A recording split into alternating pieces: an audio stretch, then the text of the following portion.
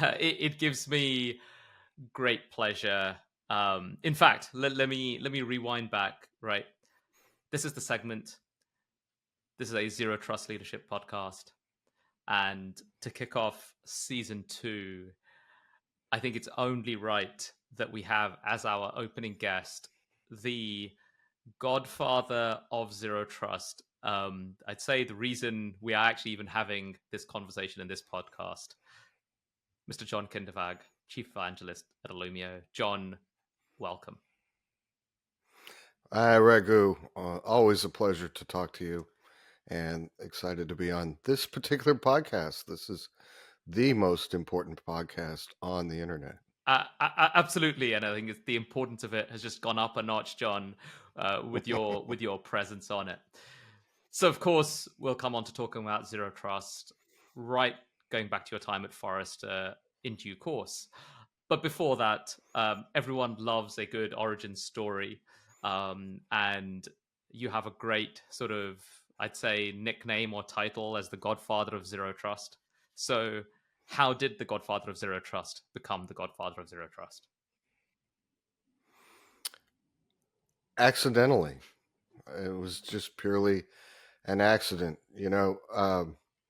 I started out my career, well, yeah, I mean, I've had a lot of jobs. I grew up on a farm, and so I've been working since I was a wee lad. And, my first paid job, because when you live on a farm, you have a lot of jobs, but you don't get paid, you get fed. But my first real job was as a typewriter cleaner and apprentice repairman. Now, there's a career that I'm glad I didn't stick with because it doesn't exist anymore, right?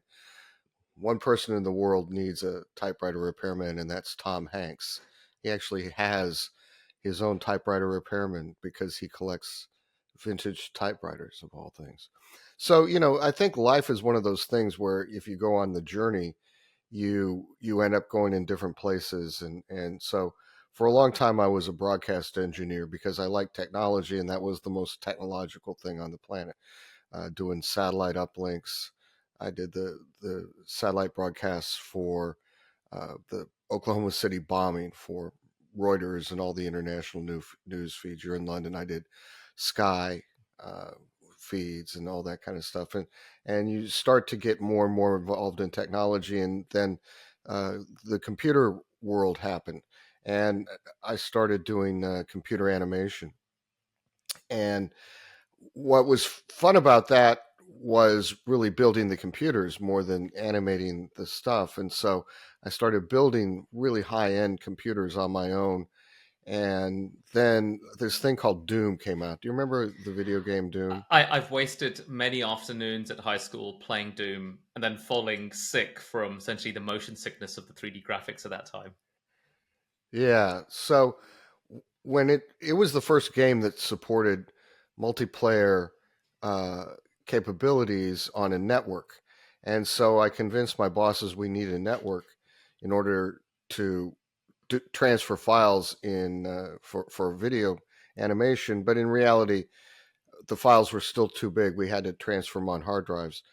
He never knew that, but we created I learned to build Ethernet networks so that we could play Doom. And so I owe all my success, I guess, to the folks in Grand Prairie at id Software who created Doom and figured out how to do multiplayer gaming. It wasn't online, of course. Mm-hmm. The online capability came later, but you would have LAN parties where people would get together and bring computers and uh, play Doom and then Quake and other things. So you see how technology pushed things one way or another. In fact, I was talking to a old school Cisco guy, and he said you can't believe how much code we had to put into iOS just to support the after work Doom parties that were happening at companies all over the world.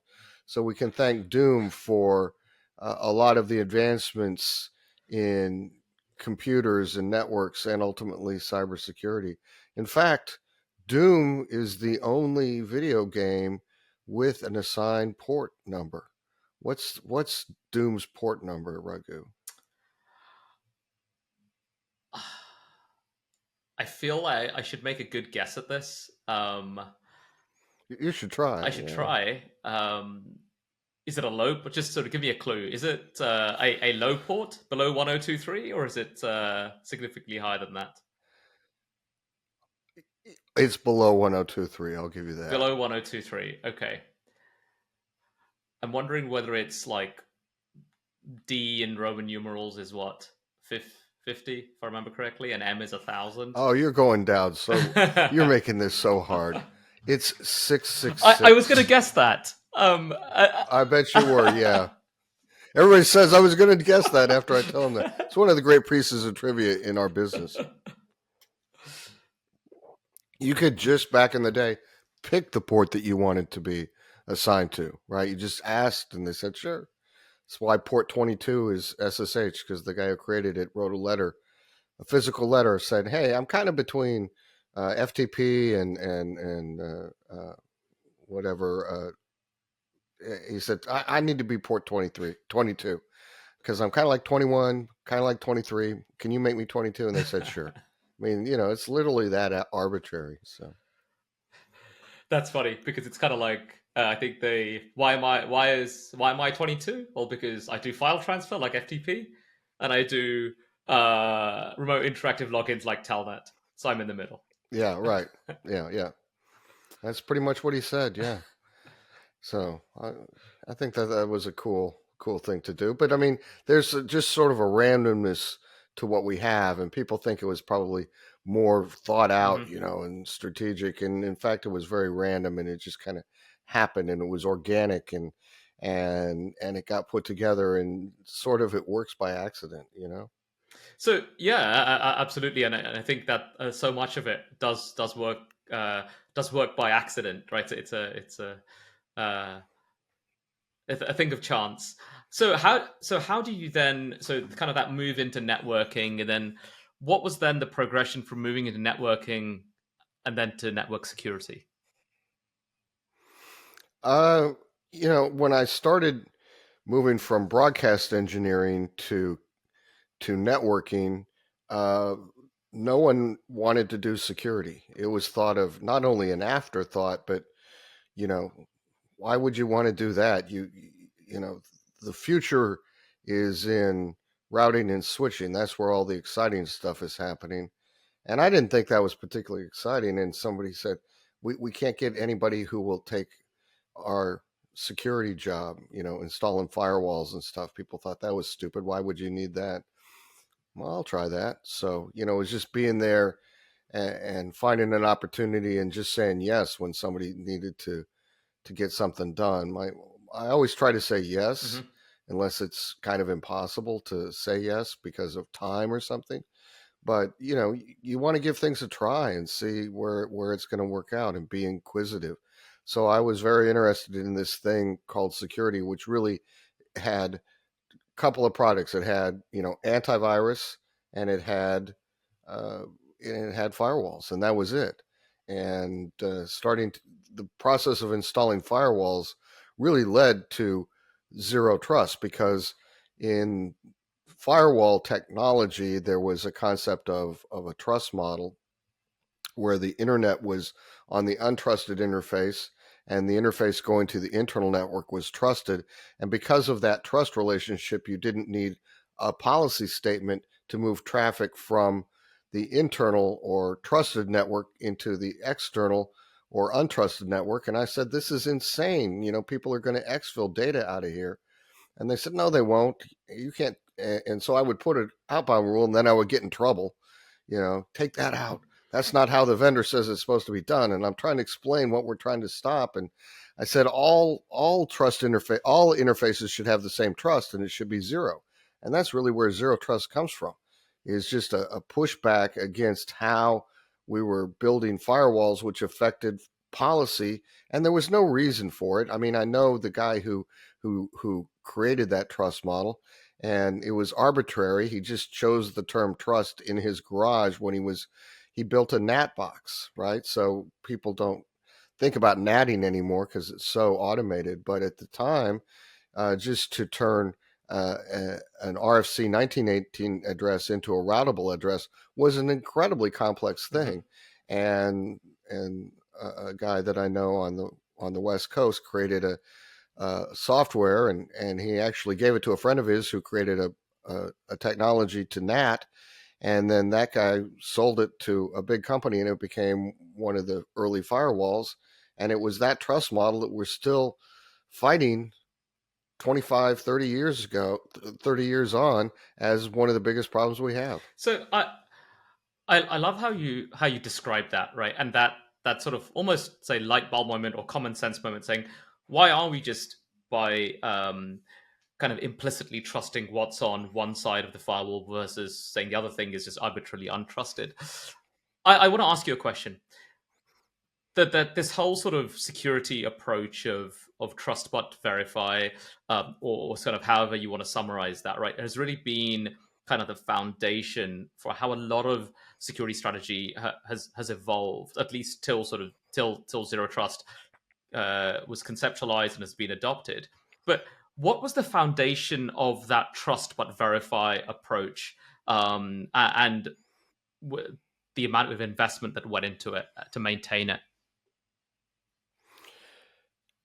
Well, the reality, as weird as it is that in the 80s, uh, the great cybersecurity expert Ronald Reagan used that term in his speech with Mikhail Gorbachev. He said, they were signing, I think, a nuclear proliferation Mm-hmm. treaty or something like that, and he said, we're gonna abide by that old Russian proverb. And then he says the Russian proverb in Russian, and my Russian, I can never pronounce it correctly, but it's something like "Dovronai no provernai," and it rhymes in Russian, so that's why it's said that way. But and he said, and that of course means trust but verify, which is the literal translation of it. But the essence of it in Russian is, we're not going to trust you as far as we can throw you. Is what, and that's what he was telling Gorbachev. He said, I'm not, yeah, we're signing this treaty, but I'm not going to trust you as far as I can throw you. But people didn't look at the backstory. They knew, well, Ronald Reagan says it, so we must do it. And I'm like, why? People would tell me that all the time. I'm doing this because Ronald Reagan said to do it. What? What does he know about technology? Nothing, right? And so, and things just happen, and because no one is curious, intellectually curious anymore, and asks, why are we doing that? Who said that? Oh, well, let me look and see what actually happened. There's a YouTube clip on it, and you watch that and you go, he is not meaning what you think you're meaning. And so that's where it came from. But there's so many things that that become sort of sacrosanct for no reason at all, just because no one knows where they came from, and somebody said it once, and then no one questions it. And we have a real lack of intellectual Mm-hmm. curiosity in this world, and and that goes for anything that I've ever said, which half of which I probably can't remember. But yeah, you need to validate the things that everybody's saying and see if they're true, right? I mean, I was the only person asking, what's the definition of trust? And that's a really hard thing to define, because up until the 50s, it was only used in philosophical conversations or religious conversations. It was a term of art of those two domains. And I said a number of years ago that trust is a vulnerability. That became a saying of mine. And then I found out later, because more stuff got published to the internet, that there was a guy named Morton Deutsch who was a workplace theorist.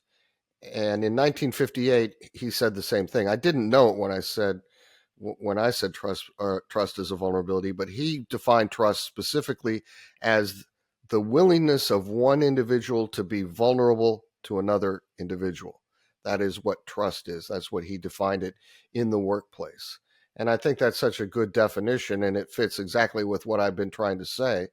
And so I'm thinking of a technical vulnerability, that trust is a vulnerability Mm-hmm. as much as, not having your machine patched. It's like the fact that you trust something is insane, because it's a digital system and it doesn't need a human emotion trust, right? That's a human emotion that we've injected into digital systems because we're trying to understand them from a human perspective. We anthropomorphize stuff a lot. We say things like, John is on the network, Raghu and John are talking on the network, and they're both on the network, and neither one of us are on the network. We haven't shrunken down into subatomic particles, and we haven't been sent over the public internet so that we can have this conversation.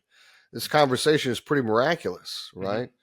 Uh, I remember when the movie 2001: A Space Odyssey came out, again, long before you were born.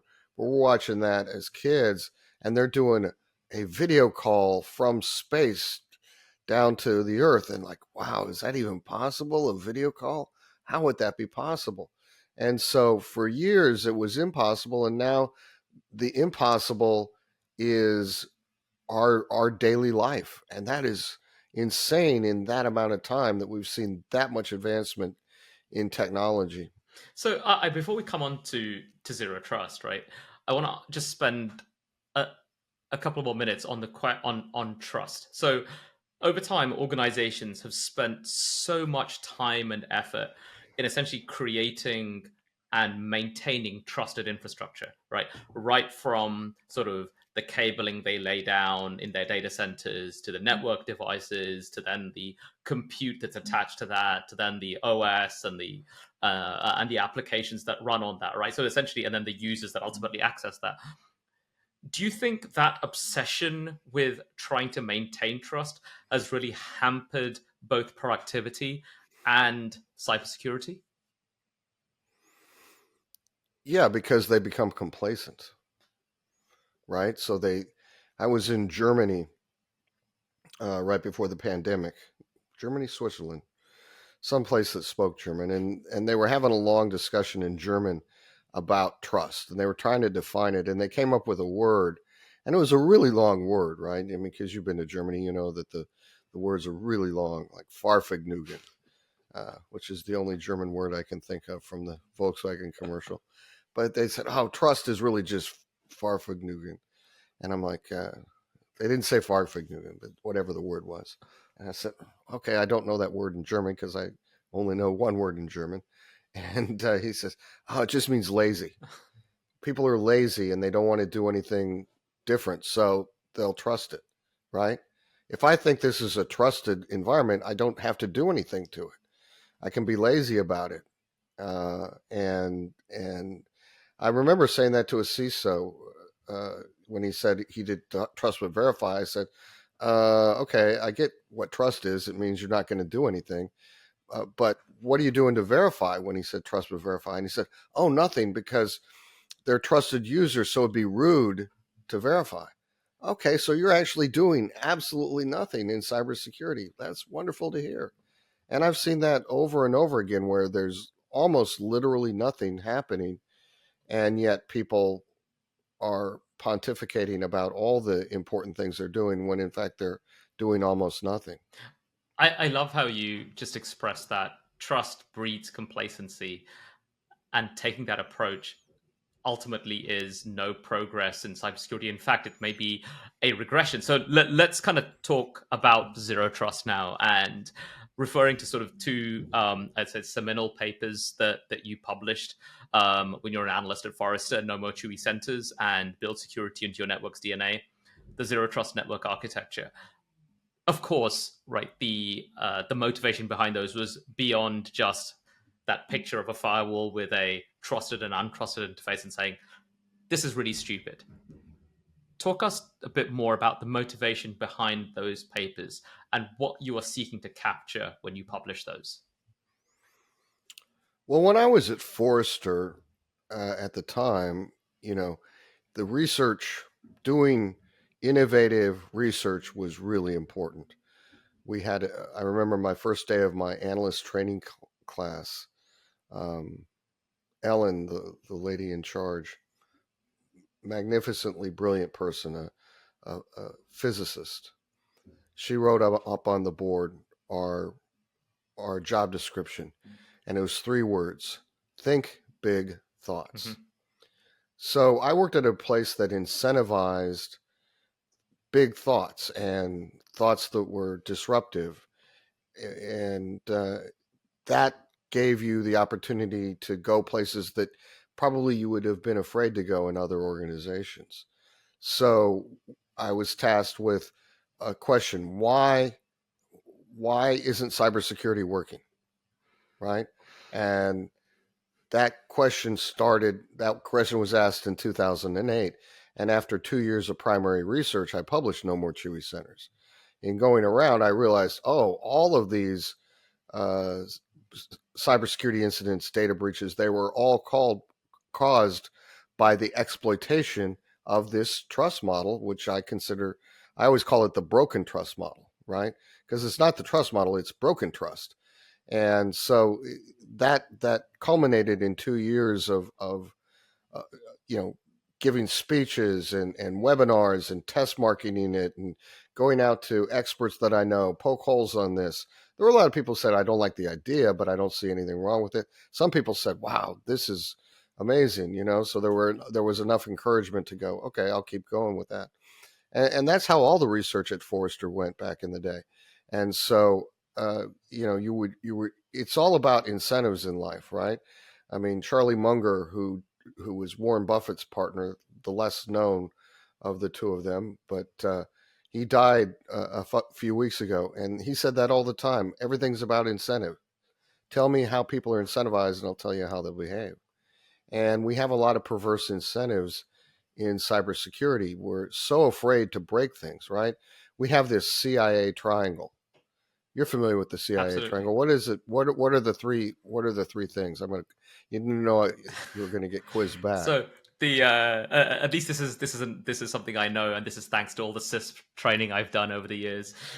C for confidentiality, I for integrity, A for availability.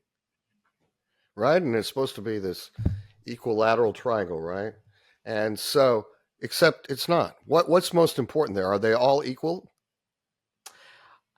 That's an interesting question. So when I speak about this, and I speak about this to customers and prospects, what I say is that um, are they equal? They obviously care about protecting their data, the integrity of it, but they're most afraid that, oh well, what if my application breaks? So they obsess about availability. So it's, you can't put in security unless you can absolutely assure me the availability is not going to be compromised. So depending, if you ask the application owner, their response will be, I care that my application functions, and then I care about the other things. Yeah. So I would say that availability is so important that it's now, I don't know, what is that, an isosceles triangle? Where you have one really long hypotenuse. That's confidential. That's Mm-hmm. availability, right? And then integrity. I'm not even sure what that means anymore, uh, because of hashing, and it's pretty easy to control the integrity of your data. But I joke that the C now stands for compromise. We have a lot of highly available compromised networks because dwell time. We had this conversation a couple of weeks ago. How much dwell time? What's the data on dwell time? How long are the bad guys in your organization before they get caught? Right, and it's what were you saying? The latest data was from IBM. From the IBM's this year's data breach report, its organizations take on average 277 days to identify and then contain cyber attacks. There you go, 277 days. So that if C stands for confidentiality, it's a lowercase c, right? I mean, it's actually that they're compromised there for 200 and some odd days. That's almost a year. For almost a year, the bad folks are in your house. I joke that it's like the trust model is this: if I'm sitting down watching TV with my wife and I see some dude getting beer out of the fridge, I go, honey, do you know that person getting beer out of the fridge? And she goes, no, I don't. I said, well, he's able to get beer out of the fridge. Therefore, I can infer that he's supposed to be here. So we should make up the guest room. Will you go get clean sheets and I'll go change the bed? That's what happens in these organizations. It's the wrong inference. Because you're able to get on the network, you should be here. Not, should you be here? And if you should be here, we'll put you on the network, right? That's the problem. And so all significant security events and 100% data breaches are are functionally an exploitation of this broken trust model. Uh, Absolutely, and I love the analogy you provided there. So you're at Forrester. You write these 2 bits of seminal research, and I know for a fact that when I was designing security controls for private cloud at a previous employer, one of our security practitioners literally came around to me at a workshop and said, and put your No More Chewy Centers paper in front of me and said, Raghu, this is what we need in our private cloud environment. So you wrote that. What was your expectation as to what practitioners would do on the back of that? Um, my expectation was pretty low. I think you realize in that role you're just trying to get an idea out there that maybe will percolate. I didn't think that this zero trust stuff was going to take off the way it did. It certainly wasn't catching on fire early on, but then there were a few key people that I can't really talk about. Few key designs that I worked on, and I realized, wow, there's more people reading this and listening to this and now wanting to talk about it than I realized. And then ultimately, I was standing at a big conference for one of the largest, uh, networking and cybersecurity vendors in the world, just a massive conference. And the number two guy at this whole company was giving a presentation on zero trust. And a friend of mine was standing next to me. He said, "You realize your whole career from here on out is zero trust?" And I said, "No, it's not. I was covering SIM and doing a lot of interesting research on the future of encryption and other things." And he said, "No, it is." And it turns out he was right. So I guess I got to give him a lot of credit too. He saw it before I saw it, but it's something that really resonates up to the highest levels of any organization. So I was on a call earlier this week with a foreign government, and somebody, I was part a ministry, that's related to cybersecurity, and they said, "Oh, when you come over here, we have to get you in front of the prime minister." That was his comment, right? I mean, the fact that this is a thing that the president of the United States has issued an executive order. Uh, Governments like Australia and Singapore have issued directives to move in this direction. Is pretty insane to me, a kid from a farm in Nebraska, right? My entire life's goal growing up was to not get up at 5 in the morning and feed cattle. So, the bar was really low, and I haven't had to get up and feed cattle at 5 in the morning for a whole lot of years. So I'm very thankful for that. Well, that story I think is why you are the Godfather. Hey, your career going from henceforth is going to be about zero trust. So the question I have then is that when you kind of observed going after 2010 and the reaction to zero trust and some of the commentary around it, um, were you frustrated that the uptake was slow and but also to some extent there was a lot of naysayers saying actually this is impractical? No, I wasn't. I mean, first of all, I liked that the uptick was slow because for a while I was the only person doing it. So I got to make all the mistakes myself and then write about those mistakes and tell you what they were going to be so you don't have to do them. And I thought that was a valuable thing for someone in my position to do. So instead of step two of the 5-step model, if you read about that in the NSTAC report or anything, that came out of a big disaster that we had because we didn't know how the system worked, and somebody took out a server because they said it was old. That was the criteria. It was old, and it brought down an entire network. And so, you have some of those disasters, and it's better that I have them than they happen simultaneously all around the world, and everybody's going, "Man, you screwed everything up." So, to be able to be the person who says, don't do this because it's dangerous or do this because it works is very gratifying. And then you just time. This is such a young business. We think that people. Oh, I've had somebody said to me once, I've had 30 years of cybersecurity experience, and I kept thinking, oh boy, I bet all that SNA comes in handy. And I tell people I have 6 months of cybersecurity experience. Right? I have the last 6 months, I have the next 6 months, and then everything else is war stories because this changes so much. So if I'm doing things the way I did a year ago, that's probably wrong, right? Because everything has changed.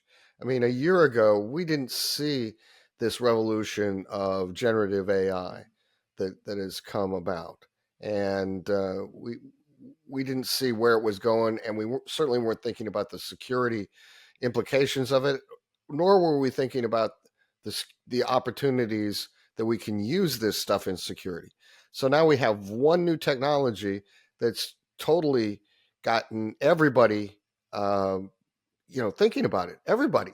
I mean, I I know this is recorded, but last night I moderated a panel on AI and cybersecurity, and one of the things that I pointed out was Henry Kissinger, who died recently at 100 years old. His final article that he ever wrote, of all the things he's ever written, was about AI and its ability to kind of end the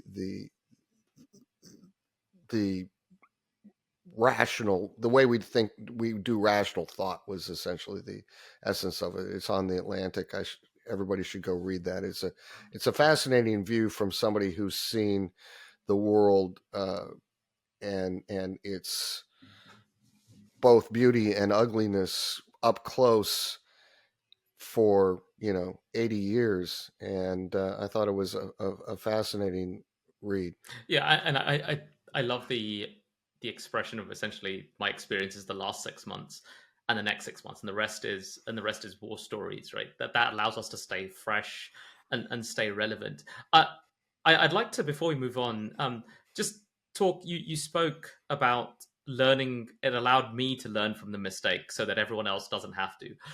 What were other significant mistakes in the zero trust strategy that you observed that you have now rectified, or at least kind of rationalized in your own head, that you feel has improved it and made it um, more palatable, more adoptable? The biggest mistake that I see, and it was always tempting, was to go too big too fast. Everybody is now trying to do it all at once for their entire organization, and really codifying the concept of a protect surface. In the 5-step model, the first one is define your protect surface, and early on it was called define your data, and there was some problems there, which is other people said, well, I want to use zero trust for other things than data protection, which was its real initial goal, was to protect data and make the network a powerful data security enforcement point. And so as I got to think about it, and I realized, oh, there's a lot of stuff happening in this industry that is kind of, I don't know, specious in a way, like attack surface mitigation. I look at the attack surface and I think, oh man, that's like the universe. It's constantly expanding. I mean, there was a big bang in technology, and it was the creation of the computer chip, right? Mm. And everything that happened in 1957. I was with Jack Kilby, who got a Nobel Prize for inventing the integrated circuit, which is the precursor for that. I was with him the day he won his Nobel Prize, so I got to meet him and talk to him about how that happened and everything. And from 1957, because Bob Noyce also invented a different version of the integrated circuit the same year, and they agreed to consider themselves each a co-inventor of the computer chip. But since that day in 1957, which isn't really that long ago, uh, we've seen this big bang where everything is expanding and exploding. And so, once you have the internet, it just grows and grows. I'm old enough to have met one of the guys who did the original, domain. Um, uh, I don't know what you would call it when it's kind of like the original domain registrars, I guess you would say.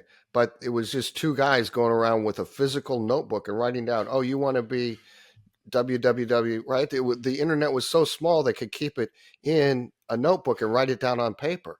It was a guy named John Postel, and he's dead now, but Rodney Jaffe, who's an old friend of mine, the two of them were just writing it down. I mean, that's insane. And that wasn't that long ago. So these things, the first password was done in 1961 at MIT. This is all very, very new in comparison to the history of the world. It probably took longer for the wheel to be adopted than than it did for the first website to be created. So we're behind that a little bit, and the innovation is so exciting that securing it is so far behind. I mean, it took, buildings were being built for thousands of years until Hammurabi in his code wrote about how if a building falls down and kills somebody, we're going to execute the builder, and created what we think of as structural engineering and building codes, right? That's something we haven't done yet for the internet and for networks, and held people accountable for not doing things the right way. Hammurabi did it. um, we need to find our Hammurabi somehow. Right. And um, so when you look at nowadays, when I think we've kind of gone from zero trust being this novel idea, and the feedback being actually that's not really going to work, it's not really adoptable, to now the narrative being, agree, zero trust strategy is absolutely the right thing, but it's very difficult to adopt. When you hear that today, what is your reaction, and what is your response to that? I think a lot of people make it sound more difficult than it is, um, and make it more complex. It's very simple, right? There's 4 design principles and there's a 5-step model to do it. So there's 9 things that you got to know. It's designed to be very, very simple to do. I got a call earlier in the year from a friend of mine, General Greg Toohill, who was the first. He's a retired Air Force general. He was the first CISO of the U.S. federal government, and he's over at CERT now. He runs CERT, and we all know what CERT is, right? Over at Carnegie Mellon. But he called me up and he said, "John, why are people making zero trust sound so complicated?" And I said, and we call him General Zero Trust. So I said, "Gee, General, I don't know. I have no idea why people are making it sound complicated." Because I read stuff that other people have written about it, and I go, "Wow, I'd be scared to do this too if I hadn't already done it, right?"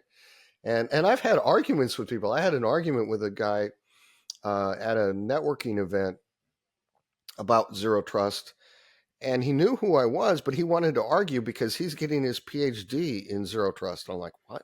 Why would you need a PhD in that? Just go out and do it, right? But he was arguing with me about it because of things that he'd heard or read in his coursework. I said, no, no, no, no, no, no, no, that's not right. And no, and I said, have you ever done it? Well, no. Okay, well then you should do it.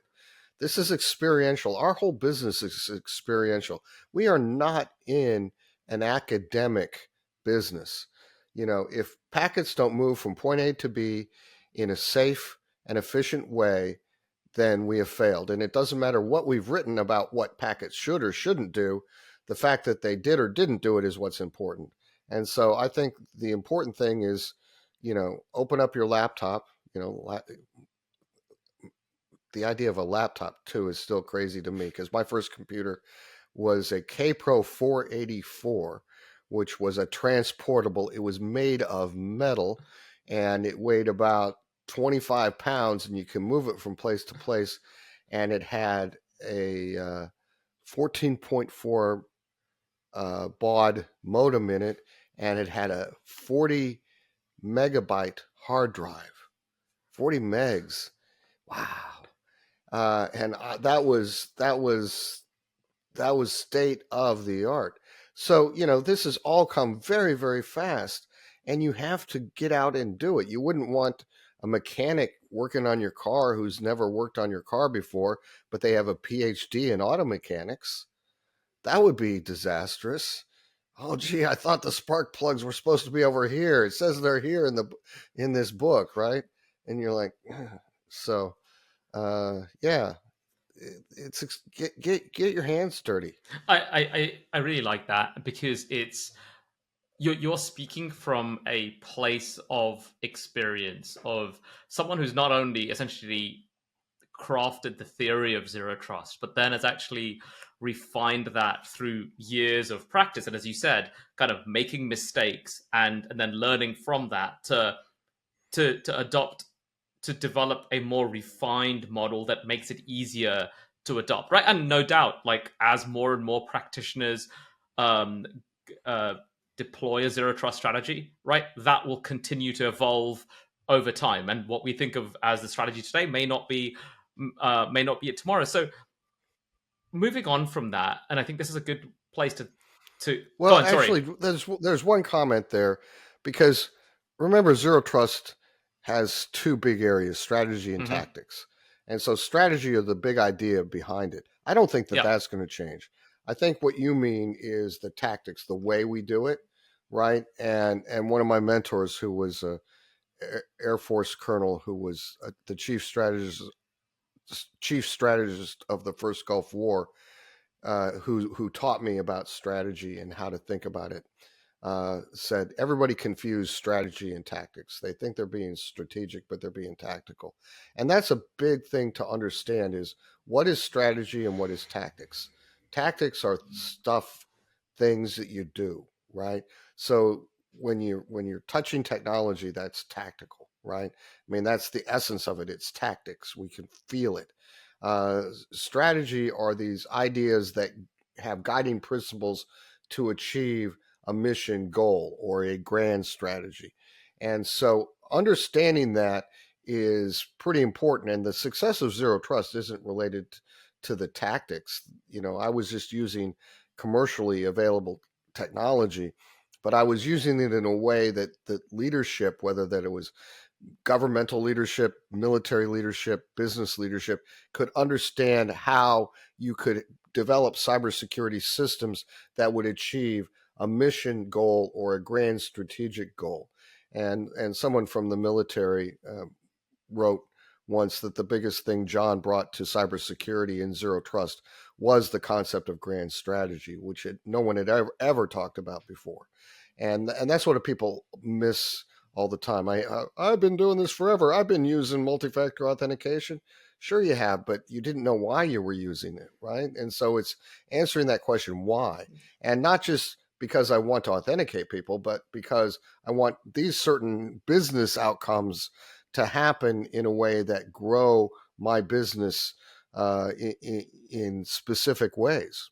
Yeah, and no, I agree. And words are important. You're absolutely right. I meant sort of the tactics may evolve over time, but the grand strategy is as kind of you've defined, and that should be fairly constant throughout. So I want to move on to something now that you touched on earlier, which is the focus from various governments globally, and the US being the most prominent. But you mentioned Singapore, Australia, the UK as other examples. So first off, what is it that is kind of triggered that movement to adopting a zero trust strategy and really codifying that? What is driving that in sort of the government space? Well, there's been some significant big government breaches that have to be dealt with. The OPM data breach in the US, very significant. We downplay the significance of it. The Snowden and Manning breaches, where important information was leaked, spy novel kind of stuff.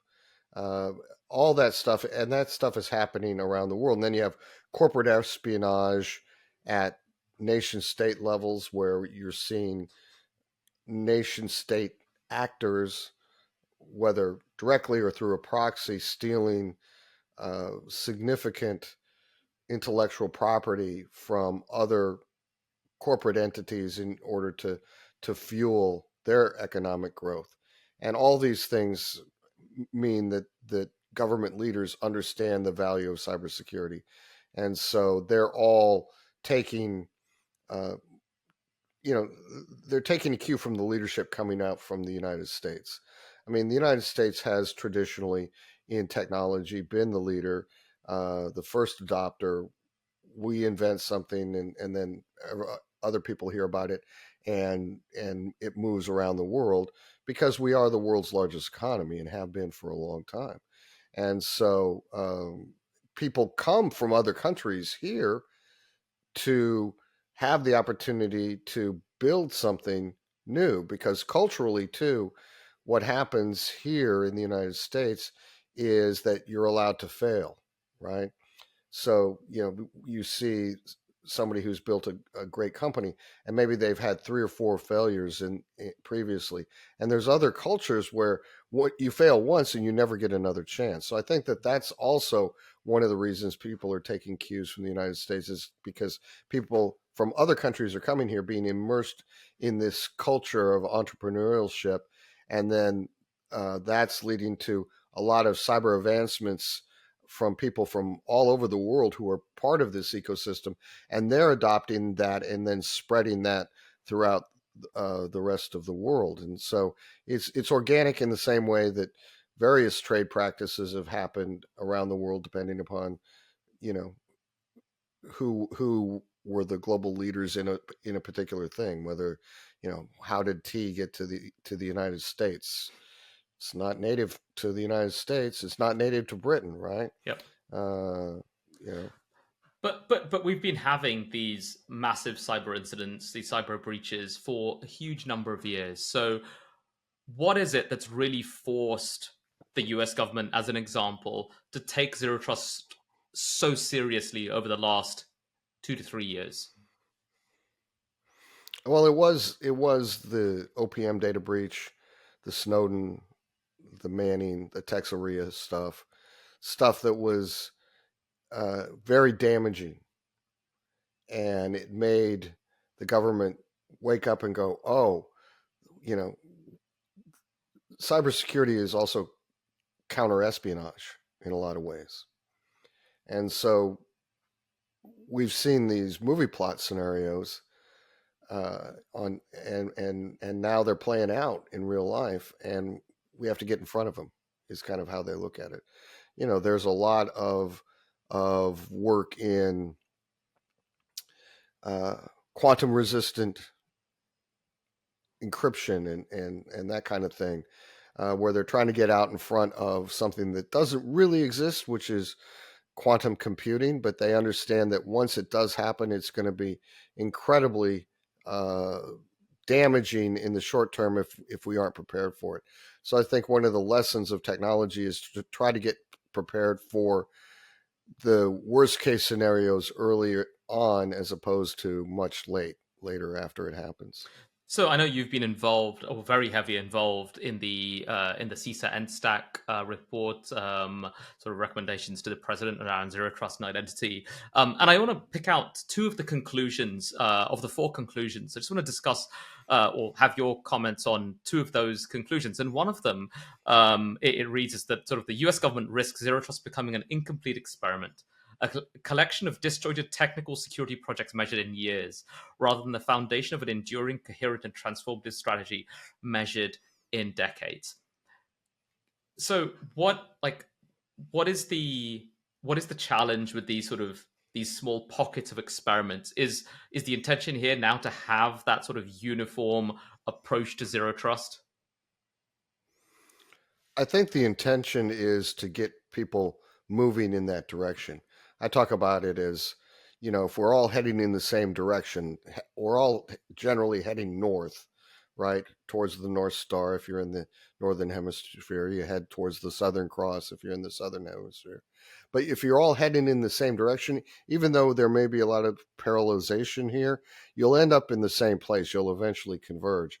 And so that's what I think is exciting, is that we're all sort of heading in that same direction. That NSTAC report is sort of the North Star of where we should go. And we're actually not seeing quite as much fragmentation as I thought we would. I mean, we delivered that report in February 23rd of 22, right? And we'd originally delivered it on February 22nd, so we could say it was 2/22/22, and then there had to be a revision, so it became 2/23/22. But anyway, that's just a weird thing that no one else thinks is interesting but me. But what we found is, since that time, every single federal government agency has a zero trust program management office and a zero trust program director. And so that is a huge movement. You've got somebody dedicated that this is their job to get done. And so you've changed the incentive structure in a year or so. And again, incentives are super important. To go back to Charlie Munger, people will behave according to how they are incentivized. And the incentives are in place. And so that means that the outcome is ultimately going to happen in the right way.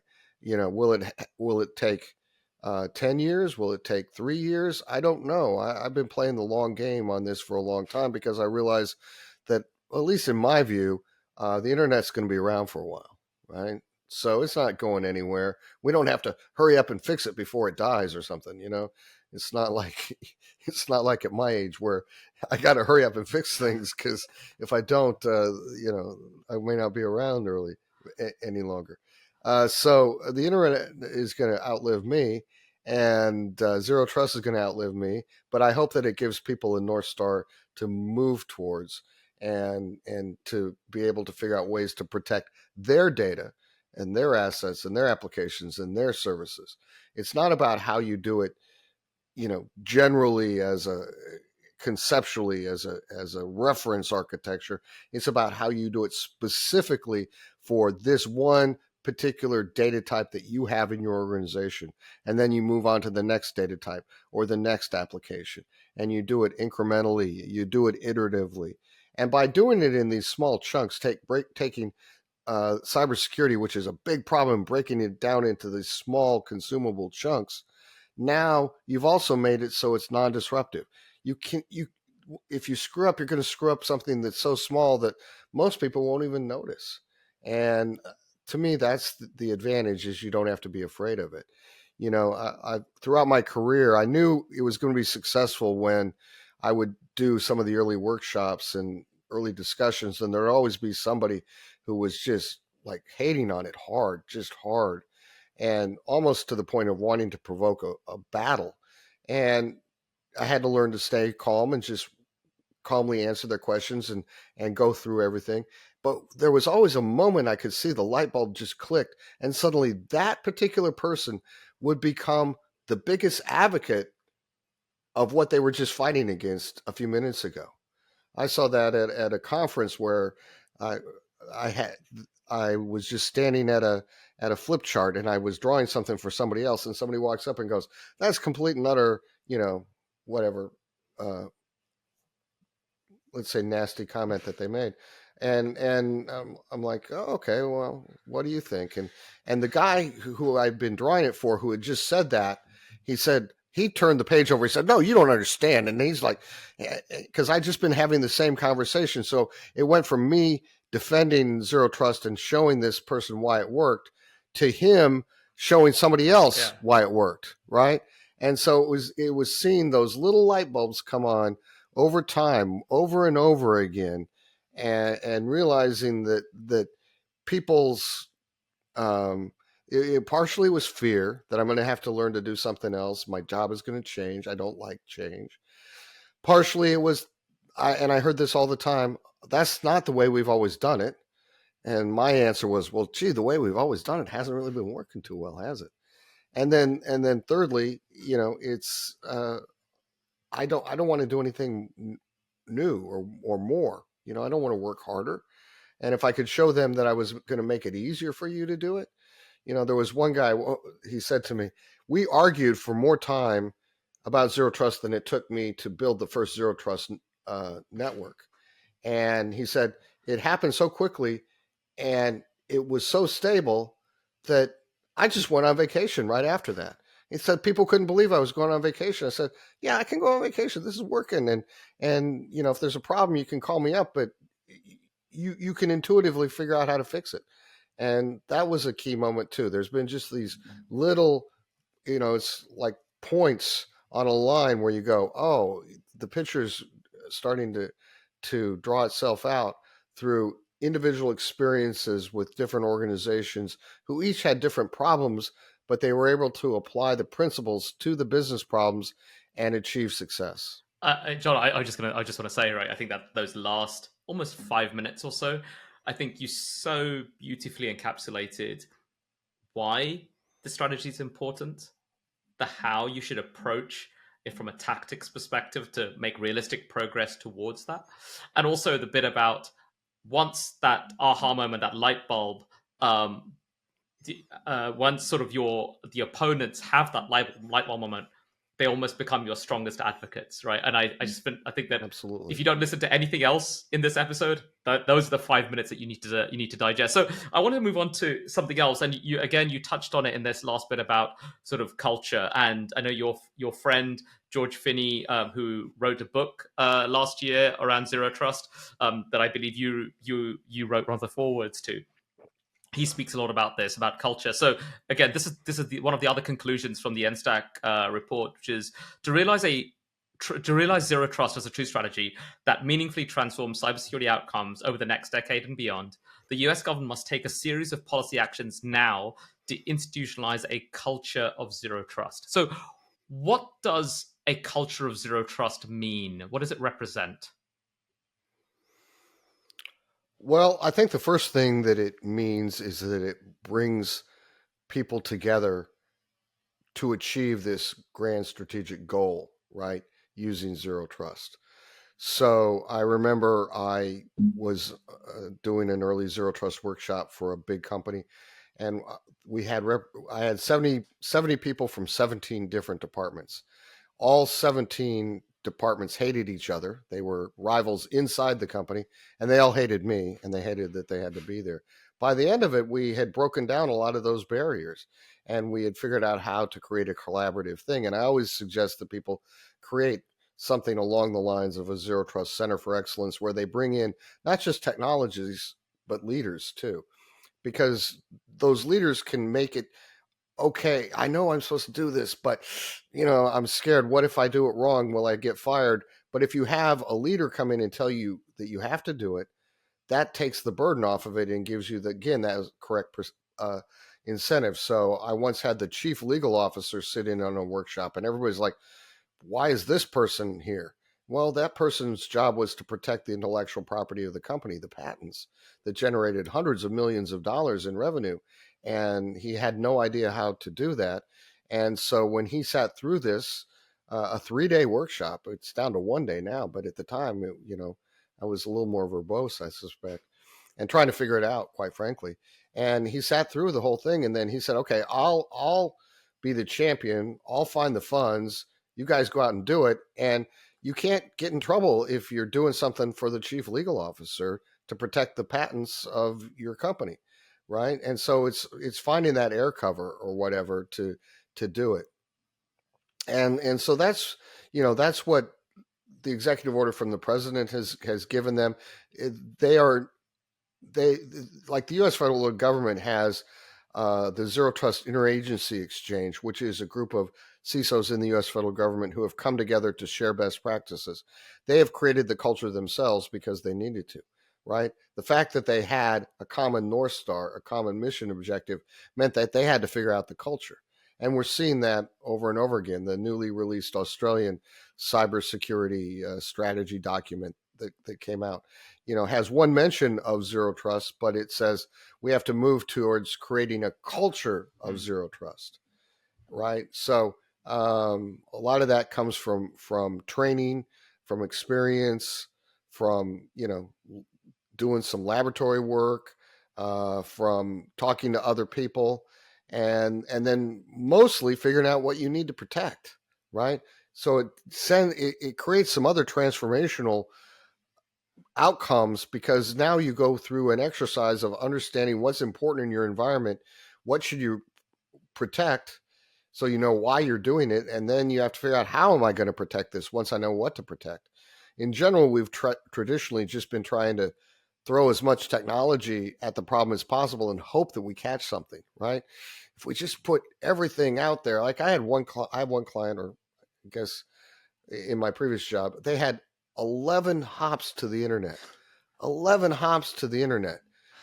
All of them security technologies, trying to make sure that nothing bad happened. And the bad thing was, it was an unusable environment. Do you realize how long it takes to get anything done when you have 11 hops? You're going through like 3 firewalls and 2 different IPSs and 2 different web content filterings, and a WAF here and there. I mean, it was unbelievable. And they knew it was unbelievable, but they didn't know how to solve the problem, because they didn't know what they were trying to protect, and they didn't know exactly why they were doing it. They just thought if they could get more of it, it would be better. More is always better, right? Yeah, absolutely. 100%. I mean, that's true in barbecue, so it must be true in cybersecurity. I mean, it's probably easiest to answer the question, what couldn't go wrong? That's probably possible on one hand. So moving on, John, before we wrap up, right? How do you see the relevance of zero trust to accelerate cloud adoption? Right, it's a hot topic. Right, cloud security is kind of the hot topic in cybersecurity, and of course, right, the other thing that you already touched on earlier is the relevance of zero trust to generative AI, large language models in use by both organizations and potentially by attackers as well. What role does zero trust have to play in all of these? Well, I think, most importantly in the cloud, when you understand that the cloud contains data, or an asset or something in there, a workload, whatever you want to call it, that's important to you, that's regulated, and it's not generally protected, right? You hear all the time that we have a shared responsibility model. But at Forrester, I think we came up with a better term. My friend James Staten came up with it, and he called it an uneven handshake. Yeah, they're providing some basic help for us. They're making sure the hypervisor is patched. And there are some tools that I could use sort of manually to secure things, but in general, I'm not transferring the risk of security to the cloud provider. I'm just storing the data there. I'm just using their hypervisor for economic purposes primarily. And so I'm still in charge of securing that workload, whatever is contained in that workload.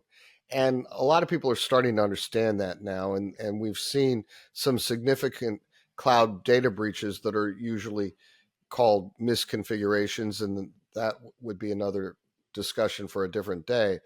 But just the native controls that you have aren't sufficient against modern attacks. As I talk to people who are pen testers, some of them very legendary, they don't have any trouble getting through the native cloud security controls. And it's hard to manage those controls in a ubiquitous way across multi-cloud environments, because each one has a different management construct. So management, right, the care and feeding operationally of whatever you're doing in security is the biggest cost that you're going to have. It's not acquiring technology, it's carrying and feeding it, right? You've got kids, you know this. Acquiring the kids was not that expensive. Carrying and feeding for them, the long-term care, and it just keeps going on and on and on, and it's never done. Yeah, that's the bigger cost. Acquisition was easy. You know, operations, that's hard. And so we have to realize that. And so that's the first thing in as it relates uh, to the cloud. And then AI, yeah, it may be able to create some really sophisticated attacks, but there's big guardrails on the internet called, you know, TCP/IP and the OSI model, right? So they can't really go beyond that. Like they can go, it's much more damaging potentially culturally than it is to networks, because actually we'll be able to use AI types of technologies. And my favorite, my favorite definition of AI that I've ever heard comes from a mathematician friend of mine who says AI is statistics plus if statements. And I really like that one because it's so precise. So, you know, AI only works because we have really, really fast computers and we can gang more of them together so that we can do this, and it looks like it's intelligent when in fact it's just computational. But we can use those same technologies to figure out what stuff we can should be allowed, and quickly respond to things that are attacking us. So it gives us an advantage against the attackers as much as it gives the attackers an advantage against us. And especially in when we create zero trust policy, which it starts with the default deny, and then we explicitly allow certain traffic to happen. So John can only get to resources that I'm allowed to get to, and there's other things that I can't get to, right? And if I think I should get to them, I have to go to the help desk and ask for access to it. So I'm pretty locked down, and that's fine. That's the way it should be. But we give too much access to too much data for no reason at all. That's why Snowden and Manning and Texaria were able to do these big data breaches, not because the security was inherently bad, but because they had access to resources they should have never been able to touch or see. And certainly they should have never been able to download and exfil. So, John, before we wrap up, the most important question of this podcast, of this conversation, in the eponymous film Kindervag, the real Godfather, who plays No. you and who's the director? What? That, no. We don't want that film. That would be really, really boring. Ask my wife. Uh, yeah, I don't know. I don't know. I wasn't ready for that one. Um, I, you know, I think that that's actually the thing is you don't. I don't want anybody to ever play me in a film. That would be weird. I want people to focus on the ideas and not on the person, right? Sometimes I want to get out of the way. I mean, I wanted George Finney to write the book Project Zero Trust. It started on my couch, um, and and I've had opportunities to write books, but the reality is, if it all comes from me, then it's not as important of a message. But if more people adopt the message uh, that aren't you, then it becomes a more powerful message, and the message is the important thing. So, I'd like there to be a documentary about the success of Zero Trust stopping ransomware or something. That would be cool to show all the things that I've seen where people have sent me screenshots of, look, this ransomware tried to move around in my network, but it only ever got on one machine, and then it couldn't go anywhere else, and we found, you know, and so we just looked at all the telemetry, all the pings trying to go outbound to command and control, and we were able to isolate it immediately and clean it up. That's the documentary. That's the movie that I want to see. Well, John, I might just know someone at Netflix who would commission that. Th- Okay. Thank you so much, John. It's been such a pleasure to speak to you, as always. Illuminating, informative, and a great load of fun. Thank you. Thank you, my friend.